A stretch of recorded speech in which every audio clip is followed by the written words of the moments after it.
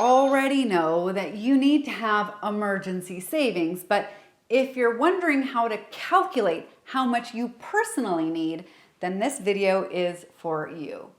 First, let's get clear what your emergency savings is for, because that'll inform how much you need. Your emergency savings is what you turn to if you suffer a loss in income, like you get laid off or are temporarily unable to work. Plenty of people don't save up for either of these situations because they believe that unemployment or disability benefits will take care of them.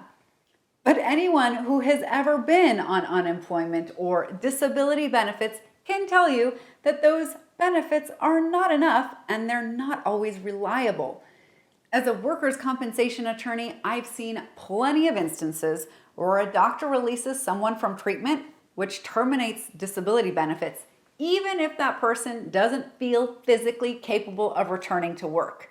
So you want to see those benefits as icing on your cake if something should happen to your income, and definitely not the cake. You need to have your own savings if you should ever be out of work. I recommend that you build an emergency savings account to cover your essential expenses for 3, 6, 9, or 12 months. Your essential expenses are things like rent or mortgage, car, grocery, and other bare basics for your survival and safety. Think of basics like enough to keep your roof over your head, enough to keep you from feeling hungry, and enough to cover your car and all the car-related expenses so that you can get to and from a new job. Now, you'll also need money for household supplies and any monthly debt obligations, but not much else. This is only what you would need to get you through the months where you had no income. This would not include what you spend monthly on wardrobe, dining out, gifts, travel, home furnishings, or grooming services. So take a look at your budget categories. I've got a video on what categories you need, so check that out if you're creating a budget. Look over the list of categories and circle the essential ones. Then add up the amounts that you have budgeted monthly for each of those categories. Now you have the monthly amount of money you'd need for 1 month of emergency savings. The next step is to multiply that amount by 3, 6, 9, or 12 months. This part is really personal and depends on your personal comfort as well as the industry you work in. I'm personally most comfortable with 1 full year of emergency savings. This is true despite having a number of income sources.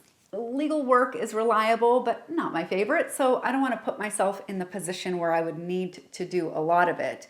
I really enjoy real estate and mortgages, but that can be up and down, as it is right now with rates being as high as they are. And financial coaching also comes and goes in waves.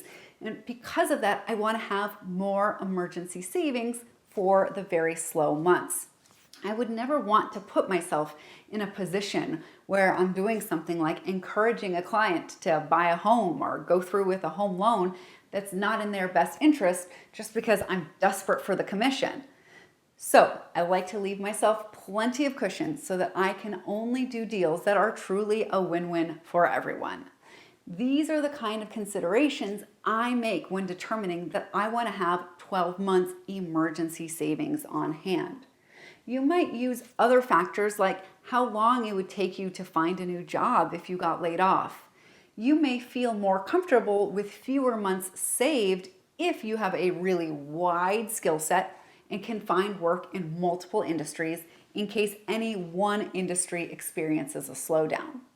You might think about how sensitive your industry is to the economy and what has happened in past recessions. If you've never lived through a recession as a working adult, just know that one is coming. I don't know if it's soon or in a year or when, but the economy works in cycles, and you can be sure that you will experience a recession or two during your career. Also, keep in mind how many people depend on your income. If it's just you and you have a lot of skills, then you might be comfortable with 3 or 6 months of emergency savings. But you'd need 6, 9, or 12 months if you had a partner and or kids who depended on you. While I recommend calculating how much you need based on the number of months you want to be covered if you should lose your income, some people just have an amount that they would feel comfortable keeping in savings. For some reason, in my experience, that usually means a number in increments of 25,000, with 25,000 and 50,000 being the most common figures I hear. If you don't currently have emergency savings, I would encourage you to create a values-based budget that will help you find out how much money you can transfer to savings while still meeting the rest of your obligations and goals. Then set up an automatic monthly transfer from your checking to your savings account, ideally an online high-yield savings account. Monthly transfers to savings and investments are the only areas of personal finance that I recommend a set it and forget it approach. Even if you don't have a budget at this very moment, go ahead and set up a transfer, even if it's just for $50 a month, just to get yourself started. Then create a full budget, and if you have debt, a debt repayment plan, and then figure out exactly how much you can transfer to savings. When you're done filling up your emergency savings account, you can use future transfers to go towards savings for your next set of goals. It could be anything, including investing, paying for a wedding, going on a trip, buying a new car, starting a new business, or a down payment towards a home. You can work towards several or even all of these goals at the same time, and you'll truly be amazed at how much you can accomplish when you get savings on automatic. So there you have it. Hopefully now you're clear on how to calculate how much you need in emergency savings and are ready to make moves towards making a reality today. Catch you in the next one.